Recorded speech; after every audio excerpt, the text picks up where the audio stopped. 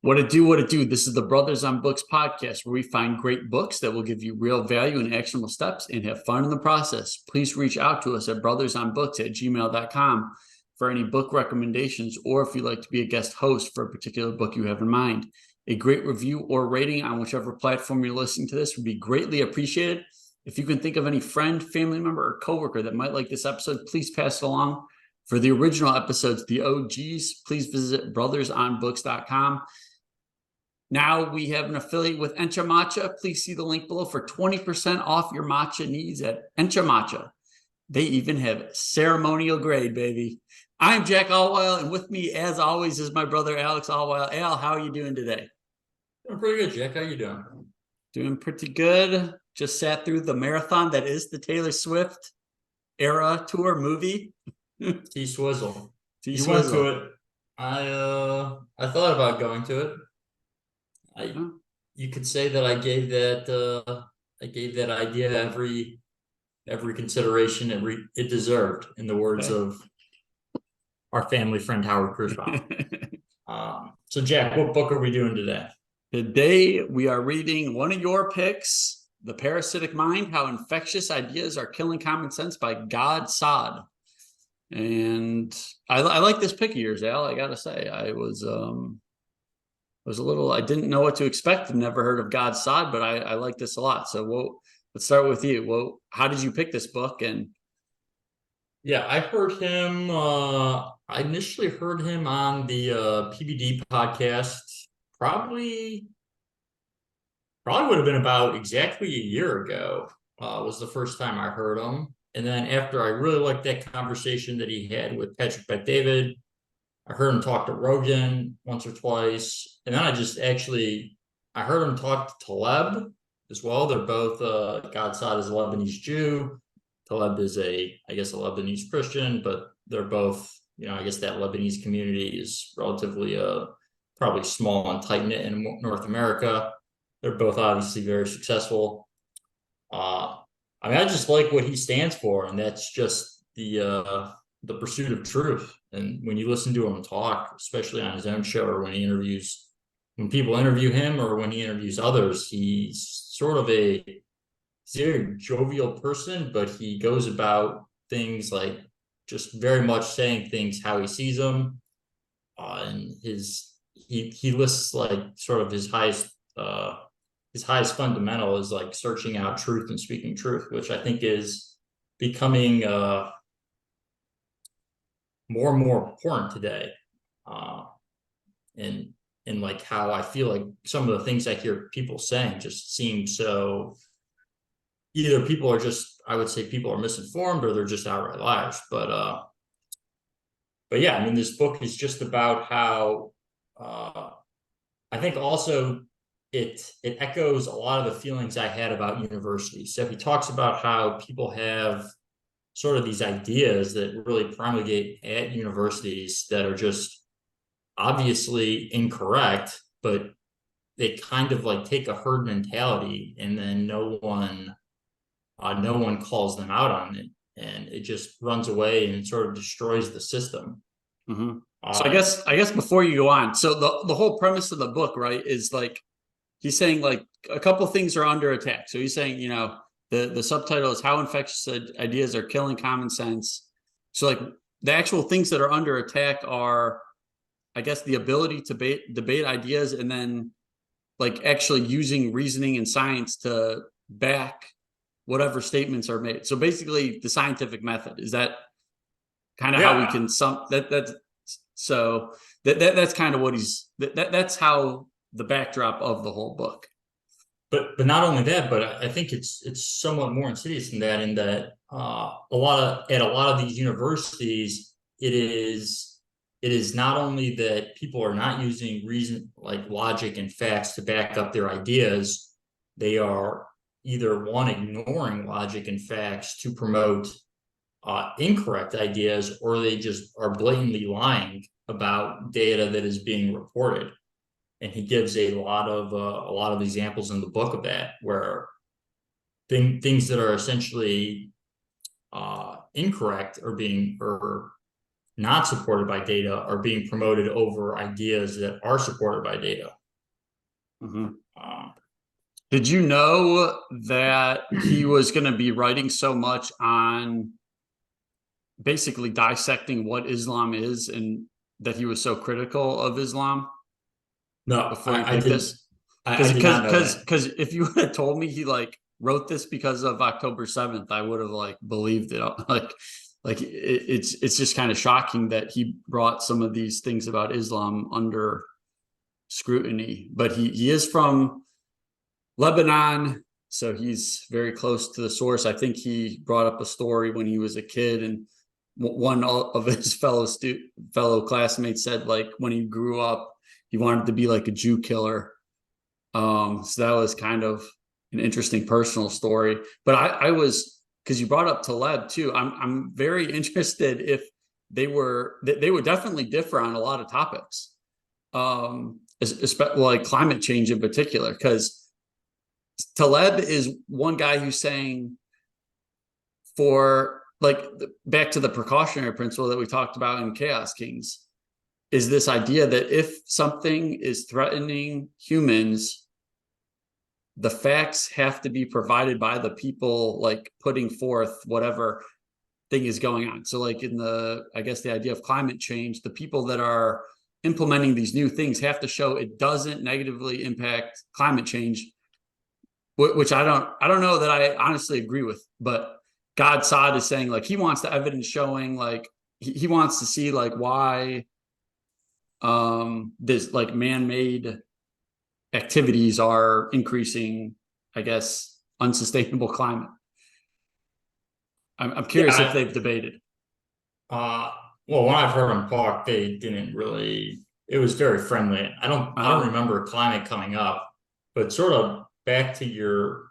I Because guess just backtracking really quickly.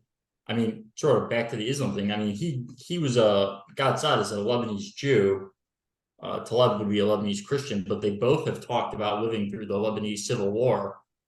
Uh, but I felt like his recollection of those events were a lot more harrowing than what I ever heard Taleb talk about. Maybe he was just somewhat more well, reserved about sharing his personal experiences. well, there was an interest. He brought up this Pew Research Center study conducted in 2010, and he goes through the Muslim countries. Well, it's not just Muslim countries actually. Well, he brings up Israel too actually. So this was 2010, and this was a survey done, views of religious groups, and basically, so in the predominantly Muslim nations surveyed, views of Jews are largely unfavorable. And it's going through the countries like Egypt, 95% unfavorable, Jordan, 97, Lebanon is 98. The interesting thing is, even the Lebanese Christians, 97% unfavorable towards Jews. I found that kind of interesting. But the Arab is Israelis, only 35% were unfavorable towards Jews. So I thought, I, I actually find that surprisingly high in that I feel like in Israel the Arabs in Israel are treated well. Like so I'm mm-hmm, surprised it's I mean also like what does unfavorable mean? Uh like I don't yeah. think 97% of I mean Egypt is primarily like Muslim. I don't think 90%, 97% of Egypt would say like all Jews should be killed, right? Like Well, I but don't know. I don't know. Um, uh, but I think it's probably maybe treated poorly. But it does bring up a interesting aspect that he talks about in Lebanon, how I mean, how very strict Islam countries and cultures are very intolerant of other, religious minorities, and they're really only tolerant of them up until the point when they're not, and at that point you really need to leave. uh-huh. So, I mean, people bring up how I think he brings this up in the book about how in the like in the heyday of the Ottoman Empire, you had Jews and Christians living in the Ottoman Empire, Mm-hmm. which a lot of like sort of Muslim sympathizers would cite as reason of religious minorities living under Muslim rule. However, people tend to sort of gloss over the fact that they were, second and third class citizens. They had to pay essentially protective taxes, which were inordinate taxes that other Muslim citizens didn't. Their recourse against Muslim citizens that committed crimes against them was next to nothing. I think he talks about that under Sharia law in this book, as well as at the point when they no longer were tolerated, there would be sort of either mass expulsions or like killings.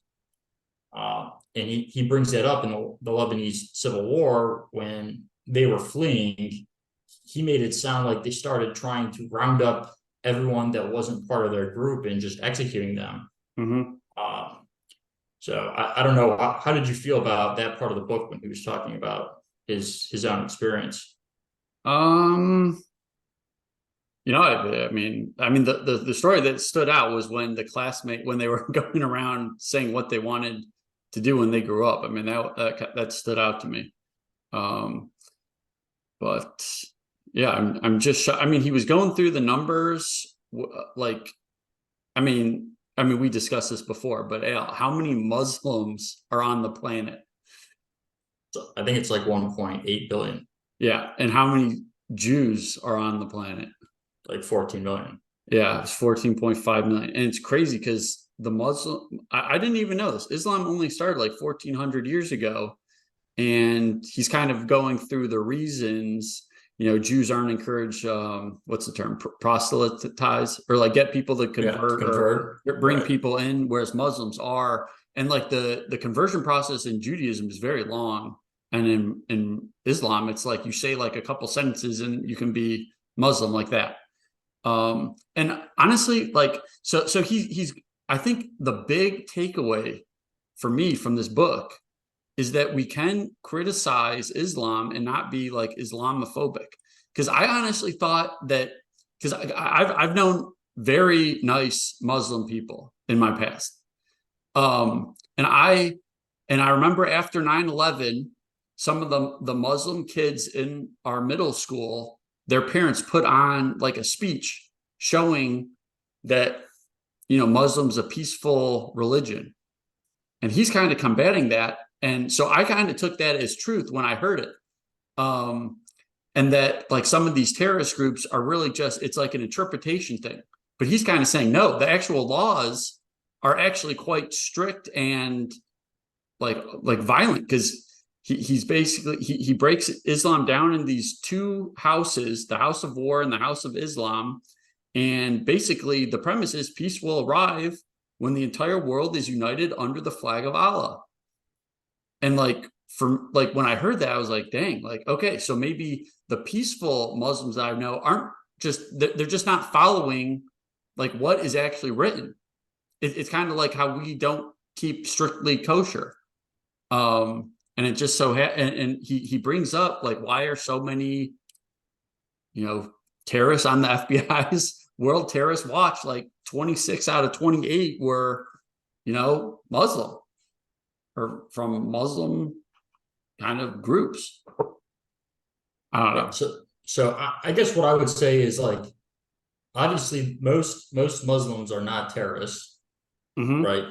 Right. But like the vast majority of terrorists, I think, are Muslims. Yeah. And that's sort of. But like, go ahead. No, go ahead. I was just gonna say this goes back to like, and he mentions Thomas Sowell in this book, and I really was thinking about Thomas. The discussion we had is episode 70, discrimination and disparities, where he's breaking down the different types of discrimination, and like I think discrimination too is like, I think what most people kind of like, the bad discrimination where it's just like arbitrary, like I don't like X type of person.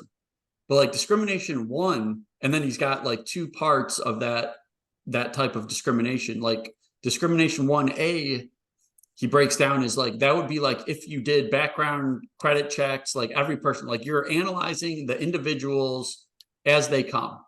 Discrimination 1B is when you're applying like data basically to the whole group. So like if you're walking down a dark alley, you see, 4 young males versus 4 old women, you're probably less likely, you're probably more likely to turn around and find a different route, because it's been shown like men are more, more likely to be violent.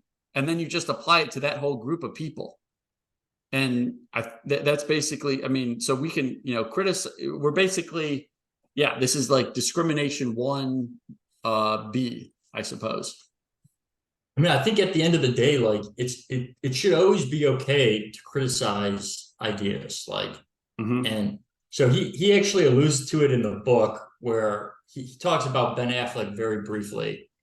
And I think it would have been probably 10 years ago. Ben Affleck was on Bill Maher's show with this guy named Sam Harris, who he also brings up.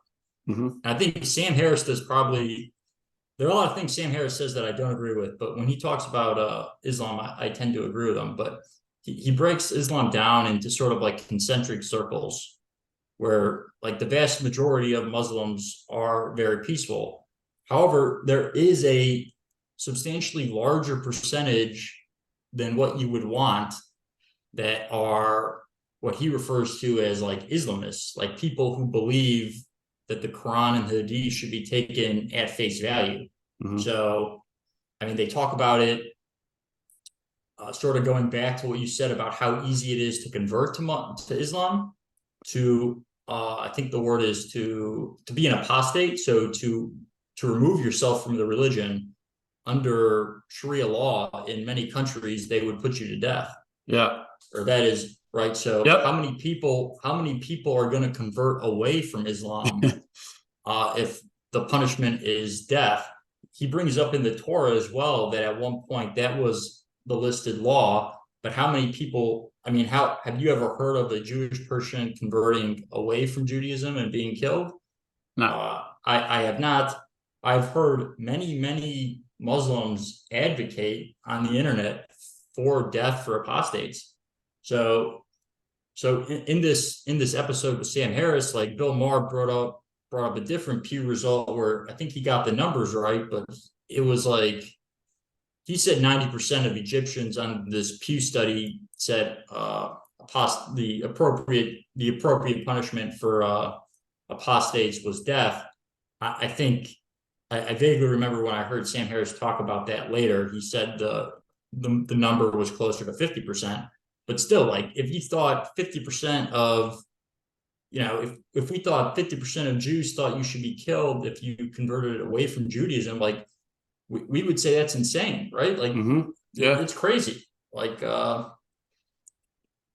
is absolutely crazy. And so he brings it out into like concentric circles where it just happens where, I mean, the numbers he gave were like 20 to 30% of Muslims were what he referred to as Islamists. So like people who sort of take the Quran and Hadith at face value. So that means that like they would be very, anti-gay, anti-women's rights, in many respects, I guess what amounts to anti-free speech.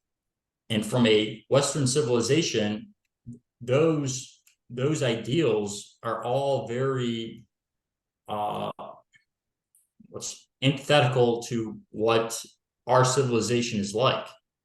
And Muslim or Islamic culture then is very somewhat intolerant. So I feel like you have somewhat of a clashing between their culture and Western civilization. But people, yeah, you're right. People in America, I feel like, are so hesitant. Well, really, people at universities are so, they bend over backwards so much to be inclusive for all of these groups that they're unwilling to criticize this group of people that essentially many of them stand for the exact opposite of anything else they would ever say.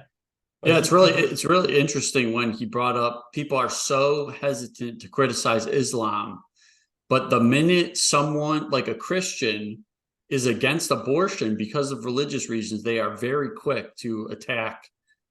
Yeah, I thought that was pretty interesting. And in talking of the gay stuff, I just wanted to bring this up because he talks about he talks for Palestine. Yeah, exactly. So he brings up the attitudes towards Jews. He kind of calls that the canary in the coal mine in terms of tolerance. And then he brings up Society's attitudes towards gay people serve as another valuable indicator of tolerance. Okay, so this Pew Institute also conducted a global survey 2013 asking respondents whether homosexuality should be rejected by society. Islamic countries led the way in intolerance towards gays. Here are some of the relevant data. Senegal, 98%.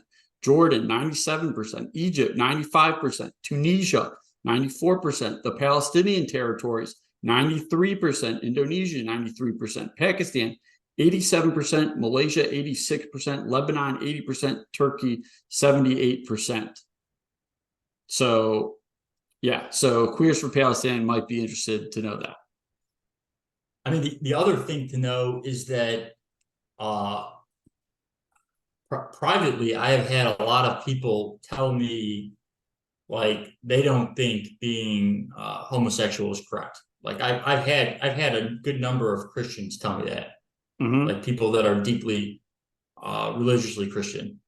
Yeah. However, the difference is I've seen them interact with people that are gay and they treat them totally fine.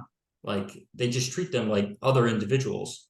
The big difference is in a lot of like Hamas has been known to essentially, I mean, it's not funny. Like they've taken people that are gay and they like throw them off buildings. Like Yeah. even if you like, you can't. There's obviously a big difference between someone saying like, I don't think it's like I have religious beliefs and I don't think it's right to be gay, but you still treat them with dignity and as a normal human person versus I don't think it's right to be gay. I'm going to go throw you off a building. Those are vastly different things.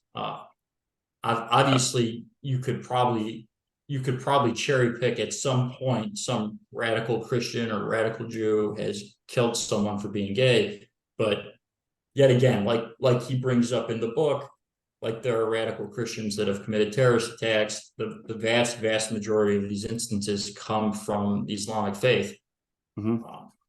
Well, what do you think about so the opinions of Christians in these Muslim countries is like the percentage of unfavorable? They're all okay. I'll read off. So opinions of Christians: Egypt 49%, Jordan 44%, Lebanon 12%. Now Lebanon has Christians. So Palestinian territories 43%. So these are much lower than the opinions of Jews. So I'm kind of wondering why is it that they would have do you think if they did this survey before Israel was put in place, do you think the percentage would be less? I guess that's one thing I would be interested to if we had that data, that would be interesting to see. What do you think? Yeah, I would say that it would probably be a little bit.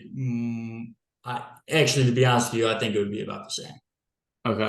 Yeah, because it's just interesting because he does break down that, peace will arrive when the entire world is united under the flag of Allah. So it just, in my mind, like they should, if you're not Muslim, it's like equal hate to everyone, or just they don't accept you. So I actually heard, yet again, this was off the internet, but I was listening to a Muslim speak who was talking about the prayers that they do, and he said their opening ritual was, I don't remember the phrase, but one of the prayers when translated to Jews are essentially cursed and Christians are misguided. So I think that like even in their prayers, they're like saying, Jews are cursed. The Christians are essentially like just misguided. So maybe that could play some role into why like the unfavorability of Jews is higher than Christians. I do actually, yeah, I don't know. Maybe there's something to be said that like Israel has, in some regards, I think, humiliated some of those Arab countries through its military victories over them. I don't know your opinion. Did you say that? I mean, that could be. I just thought yeah. I mean, it looks very bleak in their opinions of Jews, but I kind of expected. I don't know. After reading what some of these scriptures are actually saying, I thought the unfavorable opinions of Muslim countries towards Christians would be higher. I guess is all I'm saying. I guess I was a little surprised, but Well, and it's interesting. Another interesting thing. I don't know if you picked this up. So the Lebanese Christians are also 97% unfavorable towards Jews. yeah, I found that odd, or I found that interesting, I guess. But I guess that would, if it's really like a Muslim education system, maybe it's really coming from. I mean that seems common sense, I guess, to assume that it's probably starting. I mean, I didn't get the sense from Taleb that he was, but he obviously wouldn't say it. Yeah, I mean, I don't think Taleb Yeah. has an unfavorable opinion of Jews. Yeah. I guess let's sort of use this to segue into I don't know. I mean, sort of like I didn't know that he wrote about this in this book, but I will say I have been somewhat shocked over all of the like pro-Palestinian support I've witnessed really in America after what's been going on. I guess what are your thoughts? What are sort of your thoughts on that? I am kind of it. I am surprised. And I will say, just personally, like in Charlotte, I haven't really seen many protests on or demonstrations on either side. Actually, the worst protests I feel like are coming out of the UK. I mean, just insane numbers turning out. I mean, there are a lot of Muslims in London, but like, yeah, Muslim like refugees. Yeah, just an insane number of people are showing up. It's like, yeah, it's The I don't know. worst, I feel like the worst that it's been here has been at universities. And I think this kind of segues into one of his other points that one of these sort of, I think, terrible ideas that has taken hold of universities is this opinion of like power dynamics. And like the world has to be viewed through a lens of like oppressed and oppressor.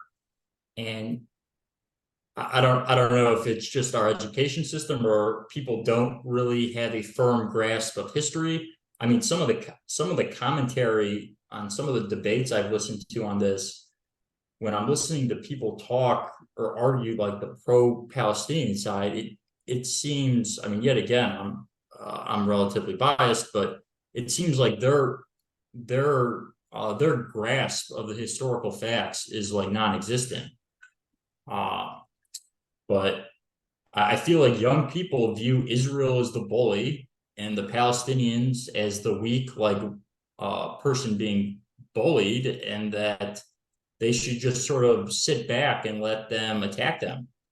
I remember probably it would have been 10 years ago, right after I came back from Israel, this girl I was dating at the time, essentially, when Israel retaliated after one of Hamas's terror attacks, she essentially was like, you know, they shouldn't do that. Like, I was like, what do you mean they shouldn't do that? They're launching rockets, like Hamas is indiscriminately launching rockets at Israel every single day. Like, you know, they need to send a message that this behavior will not be tolerated. And the essential response was, well, the rockets aren't doing anything, like they can stop them all. And I feel like this is the downstream effects of like letting these like lunatics like run the strip, is that when you don't send a message that this is not, you know, tolerable behavior, you just sort of embolden them. And he's absolutely right that in the Middle East, as much as in Western society we don't like to say it, might is right. Like, if there's one place in the world where just being stronger is accepted, it is there. And that also goes back to the Quran, where, you know, Muhammad was a warlord and he was, you know, constantly conquering people. Yeah, Well, it would be really, I mean, I'm honestly more interested to like actually dive in. I don't know what the translation's like, but if there's a version of the Quran, I'm guessing there is in English, how that reads. Because I'm well, kind of interested in. I don't know if you know this, Jack, but to truly read the Quran, You need to know Arabic. you I have to know. be fluent in Yeah, Arabic. yeah, Yeah. that's what they say. Right. Yeah. But there was he brought up. So I guess there's three main books: the Quran, the Hadith. I'm hoping I'm pronouncing that right, in the Sirah. And there was an analysis done on those three books, and there's more Jew hatred as a percentage. The stat shows 9.3% of those documents have Jew hatred compared to Mein Kampf, which was written by Adolf Hitler, and that Mein Kampf is only at 7%. So that's pretty interesting. Yeah. And it's also frightening. Very And frightening. and And, in some mhm. well, it's like weird to say this, but if you think like what was Hitler's like goal? To create a world of Aryans. An Aryan utopia, right? Yeah. What is the goal of Islam? Yeah. To unite the world under Allah. Right. It's like, and they actually bring it up that one of the displaced leaders of the Palestinian people in like the 30s was like very close to Hitler. Like they had Mm-hmm. their obviously they have different people they want in charge, but the underlying premise I think is very similar in that they're trying to create a homogenous or just one group of people to rule the world. Like it's And that's definitely yes, Japanese wanted more homogeneity too. They thought they were a superior race, and I think that's why the Germans and the Japanese got along so well. And yeah. I mean, it's tough. It's obviously tough to talk about, but I mean, the Japanese just wouldn't stop, and that's why the bomb had to be dropped. Right. That's what it comes down to. Just like just like Hamas will not stop. I feel like a lot of university students or like people who are not there do not understand. Like Yeah, one of the Hamas leaders essentially just said, like, we will not stop until Israel is eliminated. I feel like people, I've discussed this a lot. I think people here a lot of times do not understand that when they say like our goal is to eradicate Israel or to kill all the Jews or to essentially commit jihad, men they mean it. Like that is actually their goal. Like I don't think people here believe them for some reason. yeah. I don't know if you've gone that opinion. No, no, yeah, yeah. I think it's just it's a feeling like everyone thinks like you or everyone thinks like us. They can't wrap their head Right. around different ways of thinking. Like that they would value these people become so ideologically bought into their religion. Like they actually believe. So yet again, he brings up Sam Harris. Sam Harris does a good job when he talks about this. If you truly believe that, if you are a martyr and you will like go to I guess heaven and get your 72 virgins, like what would you do? Like you probably would go to extremes. Mhm. uh, Yeah, but yeah. yeah. I've been listening to a lot of people on both sides. I honestly think Piers Morgan has been doing a good job interviewing people on both sides Yeah, I of this agree. conflict, and a lot of interesting discussions going on. The Ayn Rand Institute actually has a lot of good talks about the conflict going back probably 10 years. Uh-huh. Probably like 2 or 3 hour videos that Okay, are easy to listen to. Uh, interesting. that I've definitely listened to a lot of. I don't know. Do you feel like we've discussed that topic of the book enough, or Yeah, yeah. uh, what were some of the other topics? Um, I mean, he brings up and because he was a former soccer player, I like that he kept going back to these like soccer analogies, but he brought up like, men or people that are born male participating in female sports. This was interesting, and he brought up how, the U.S. women's national team, after I think it was beating down Thailand like 13-0, they wanted like a pay bump because they said, they scored more goals than the U.S. men's national team has scored in the last like 3 or 4 World Cups combined, and thought that was a valid argument to get a pay raise. I really, yeah. This is cool because he actually broke down the counter. So a lot of the counter arguments are saying like this is like a social construct. If you would just raise the women like men, have them play with trucks and cars and army men instead of Barbie dolls, basically that they would be able to do the same things. And he's like breaking down these different experiments. I'm forgetting the scientific name of that type of study, but he's using like these different sources to analyze the testosterone levels and basically show that it's kind of an innate inclination for boys to like wheels and girls to like doll type objects. And I thought that was kind of interesting. And I don't know, what do you think about males participating in female sports, Al? I mean, so I guess I feel like this is actually the most ludicrous idea that he's talking about that has taken hold. It's obviously ridiculous. It's frankly insane. It's like insane that we even have to like talk about it. It's insane that he has to mention that there are obvious differences between the biological sex. Like the average height for a man is like what, like 5'9", 5'8", 5'9"? Do you know? I don't know, but the average height for a woman is like 5'4", and then obviously men on average weigh more. They have a different muscle density. Like they have more testosterone. They're stronger. Obviously, these are all averages. So there are women that are taller than whatever the average man is, and maybe even stronger. But on average, men are stronger than women. They're taller than women. They're faster. And like the fact that it's like controversial to say this is kind of sad.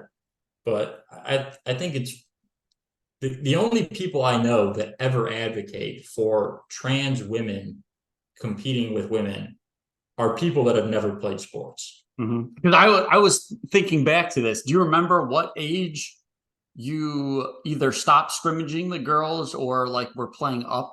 Like, because I was thinking it was like maybe around ages like 11 or 12. 12. Yeah. Because then I remember some girls when we were like 10, 11 years old were very good. I remember like they were better. Yeah, because they were hit their puberty first. Yeah, their growth spurts. I remember some girls being very good, but then when we got to high school, I just remember running like circles around all of them, like not even close, Right. Yeah.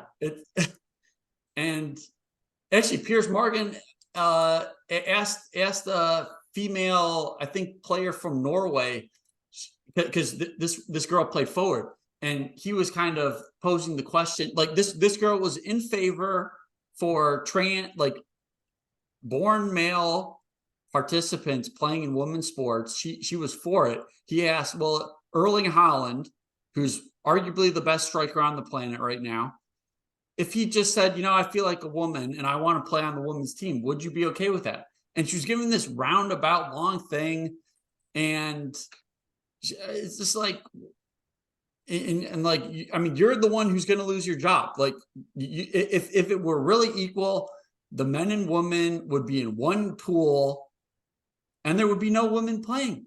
I mean, I feel like people forget the original reason why sports were segregated by sex. It's like so women could play sport, like women could compete in sports, which is a good thing. Like, they're segregated for a reason. Uh, I And mean, it's not. I like. Mhm. I was going to say I liked in the book how he just kept saying like, if I can identify as if I can identify as a woman, can I identify as an 8-year-old? Can I identify as Right. an 80-year-old? Can I identify as thin? Uh, on the same note, like if you want to go like wear a dress and call put on a wig and call yourself a girl, power to you. I don't think you should be able to go play women's sports. Like, Yeah. I would say there should be, I mean, frankly, I would say there should be a protected women's league, and then there should just be an open division, which I think is technically how it's set up. Hmm.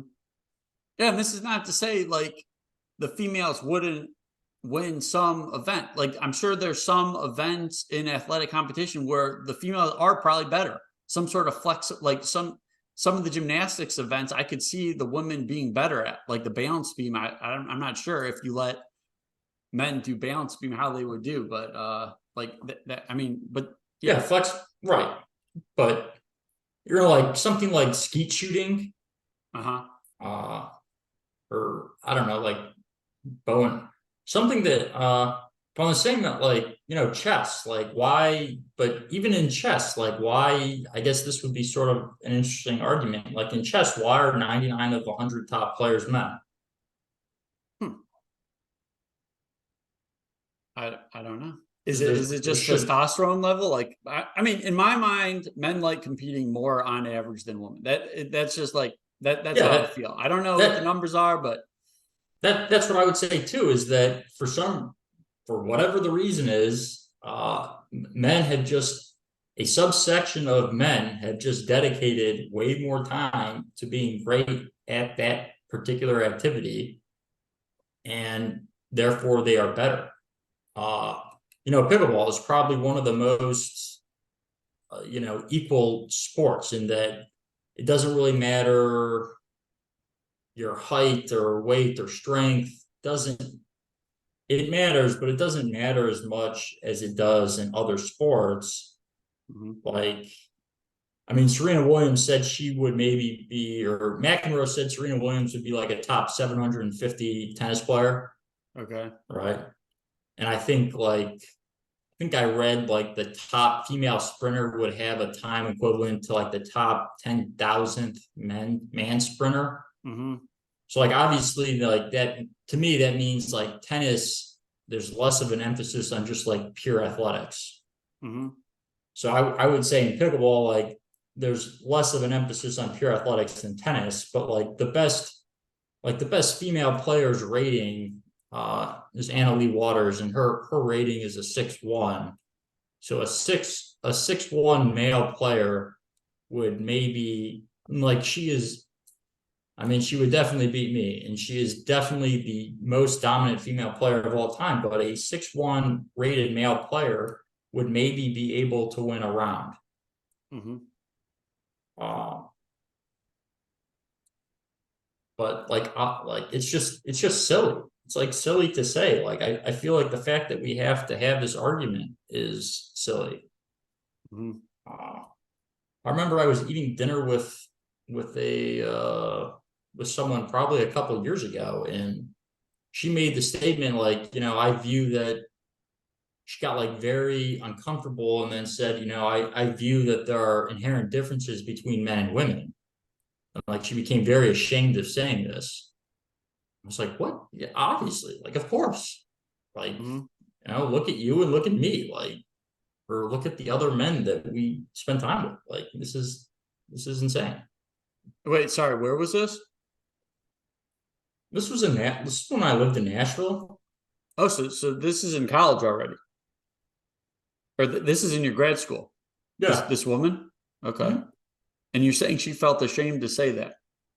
Yeah, I mean, she was a conservative Christian girl, so it to me it seemed like she was very ashamed and very tentative to make that statement, Hmm. like that I would maybe find it, uh, Offensive or something? or who knows, something along those lines. Yeah, Yeah, people are. I mean, he talks about it a lot. Some professors will say like, "We're with you," like privately, but publicly they're not supporting him.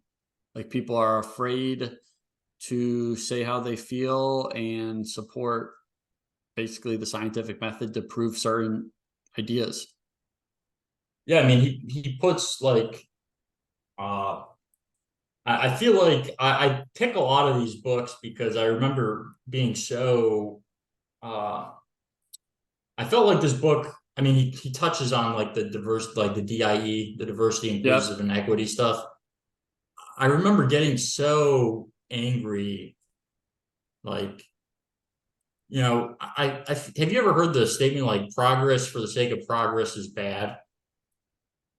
I've heard that. Yeah. Yeah, like I feel like diversity for the sake of diversity is also bad.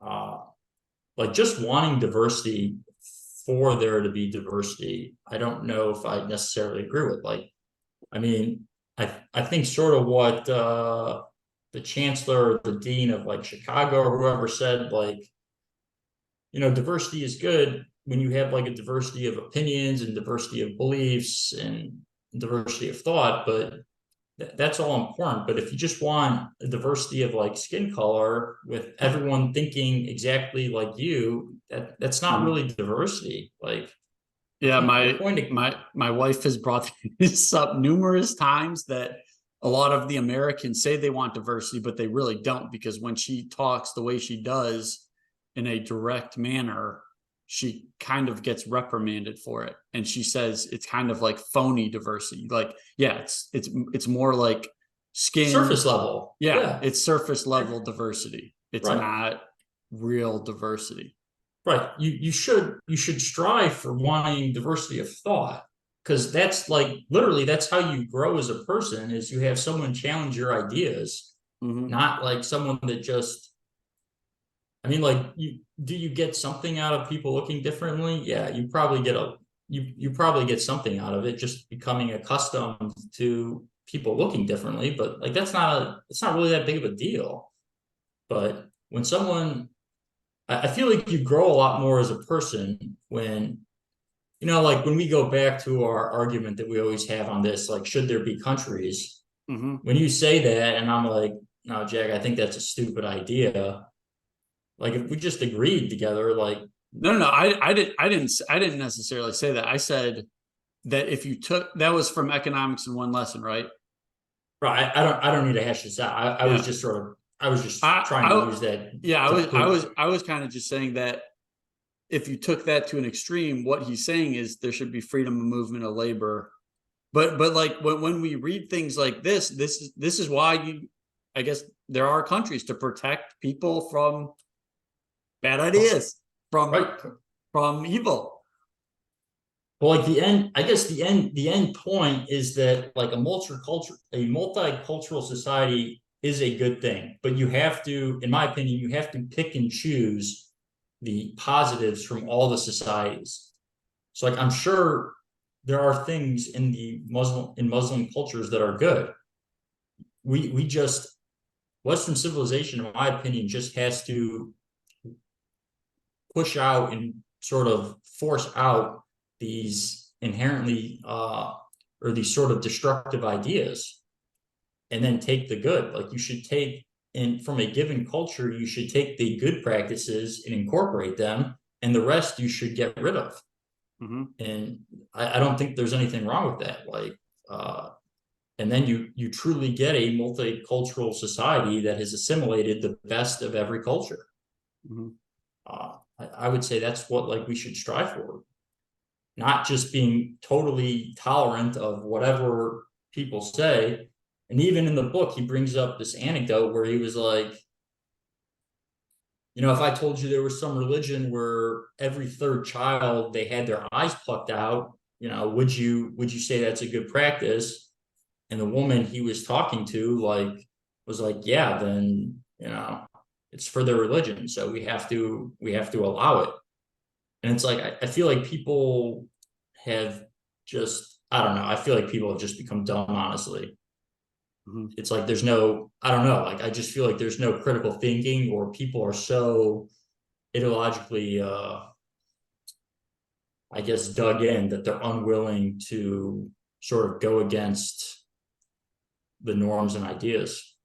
Speaking of like the digging in on your current beliefs, like what do you think? He brought up the point that, these new theories aren't really, they don't come to be commonplace really because the people are accepting them. It's because those old people that were so grounded in their beliefs end up dying. And then the new people, then they get a fresh, they're coming with fresh set of eyes. So it's like the younger generation that typically sees the evidence, and then they decide this is like the new thing, or like, yes, this appears right. Yeah, I would like to say that I think it's more in some of the social sciences that happens. Uh-huh. Because like I don't know, like when I see, at least in grad school, when I would see like new reactions, uh, Mm-hmm. very, very quickly you can check if they work. And if they work, like why would you not adopt them? Mm-hmm. Uh, so yes, it is true that there are some things that are harder to adopt just because of setup cost. But I mean, I think he brought up Niels Bohr, who actually said that, right? I'm not sure. I mean, I guess Bohr he would have been, I think, a theoretical physicist. So it would have Okay, been maybe that more, sounds right. yeah, it would have been more maybe some of the like abstract where you're not really testing some of these things. But I feel like some of, at least in chemistry, I feel like reaction development is adopted pretty quickly. Okay. But for social sciences, I totally believe that. Mm-hmm. Uh, because I mean, you spend an entire lifetime building up these ideas, and then to have someone be like, "Yo, you're wrong," you feel like you've wasted your life. Mm-hmm. So that would be hard for anyone to do, Protecting the ego. right? So do you feel like you're a pretty open person now, open to new ideas I and like to think so. I mean, scientific evidence? there are some things I feel like at this point, I don't think I would change my mind on, but for the most part, I feel pretty open. Cool. What about yourself? Uh, yeah, I mean, I like to think the big line that really made me think hard and long about this was Ray Dalio in that Principles book he wrote, where Yeah. he said, you need to start asking yourself, how do I know I'm right, instead of saying I am right. And like that's always been in the Yeah. back of my head. So I try to ask myself that. Cause like sometimes like I like this stuff with Islam and even Judaism now, I'm kind of like, well, what does the actual script say? What how do we know some of these things? And yeah, I feel like it's kind of like mental overload though, because then it's like, wait, how do I know 2 + 2 is 4? Like where I gotta like um Or the quote like have strongly held, or I think it's like strongly held beliefs or strong convictions held loosely or something along yeah, those exactly. lines. Yep. Yeah. Yeah. It's like you should be firm in your beliefs, but if you see counter evidence, you should be able to Yeah. switch. Yeah. That's why the more I learn about like these traders, like in current, well, it could be trade, like, I mean, stocks, bonds, whatever, foreign exchange. I just like their mindset on that they're able to like look at things like and just like memoryless. Like they do not think about the past. Like it's like what they're looking at now, like what the setup is, what's the risk to reward, and they're like executing on the information like now. Like I kind of like that mindset. And we touched on that a little bit in Chaos Kings. So Al, I don't think I have too much. Do you have any final thoughts? Well, I'm just looking through some of the pages I had turned down. If there were any other tidbits that I mean, we covered the trans thing. The only thing I would say is that like when you're talking, so like I get the opinion that through his writing he was talking about how satirical he is. And I feel like he almost is like too much, and he like shows people that they're too wrong too quickly. Mm-hmm. And that I feel like when you do that, sort of like what we were just saying, people are so dug in, they become almost more fervent in their beliefs. Mm-hmm. Uh, the only thing I would say is I think if you're arguing with someone, like I don't, do you remember when there was the whole thing about the flat earthers? Okay. Uh-huh. Do you remember when that was a big deal? Isn't it still a big deal? Yeah, but I don't think it's as much in the mainstream media now as it was like it would have been like Uh-huh. maybe 4 years ago. Okay. Either way, I felt like when you were arguing with someone that was a flat earther, and this is part of the reason why I think Trump actually won, was a lot of people from academic institutions would just be like, "You're an effing idiot." Uh-huh. Like, we have pictures of the Earth from outer space. Like, you're stupid. Like, just saying that they're dumb and like, you know, being very like somewhat on, you know, you can't just. I feel like if you just tell someone they're stupid and they're wrong and like this is how it is, you're not going to change their mind. Like, you're not Mm-hmm. going to change their opinion. And Mm-hmm. I feel like he did from some of his texts. I feel like with his satire, he almost he's not so explicit. Like, I feel like you can call people out for dumb ideas in a more not necessarily like a politically correct way, but in a way that doesn't like humiliate them, Mm-hmm. so they're open to like changing their opinion. Mm-hmm. I don't know. Those are just my thoughts, I guess. Yeah, I think asking questions, like oftentimes I hear people ask other people, well, what would need to be true for you to change your mind? And like Right. when you ask them that, if they really like there's literally nothing that could happen, like if they're thinking that there's nothing that I could be shown that would have me change my mind, I think then they at least start thinking like, okay, maybe something is off, or I don't know. But that asking questions, Or just sort of like probing why you think right. you have these beliefs to make them sort of question them themselves instead of just blindly following Hmm. some of these like dogmas. I think one example I heard recently, I can't remember what Jordan Peterson was getting questioned about, but this woman basically asked him, well, aren't you like, um, don't you feel bad for offending like this type of person? And he's like, well, and then he kind of asked the question in reverse. Well, like, some of this stuff offends me. You didn't seem that concerned about offending me. Oh, And that's the Kathy Newman interview, I oh, think. okay. Yeah. So and she kind of just stood in her tracks, and she's like, you know what? Like I think she kind of saw the light on that when he brought that up. And then I think he called her disagreeable, right? Maybe. Which is how she got to her high powered position. Yeah. So That's a good interview. yeah. So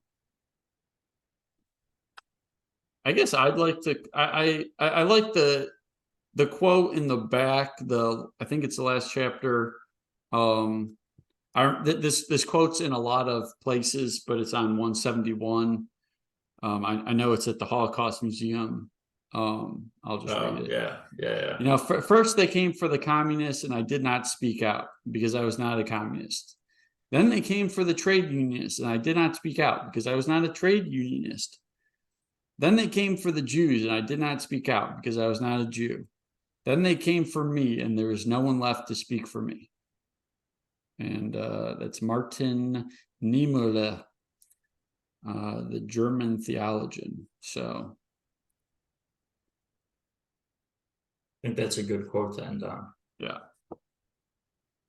So with that, please reach out to us at brothersonbooks@gmail.com for any book recommendations, or if you'd like to be a guest host for a particular book you have in mind, a great review or rating on whichever platform you're listening to this would be greatly appreciated. If you can think of any friend, family member, or coworker that might like this episode, please pass it along. For the original episodes, the OGs, please visit brothersonbooks.com. I am Jack Alwell, and with me, as always, is my brother Alex Alwell. Al, it's been a good episode.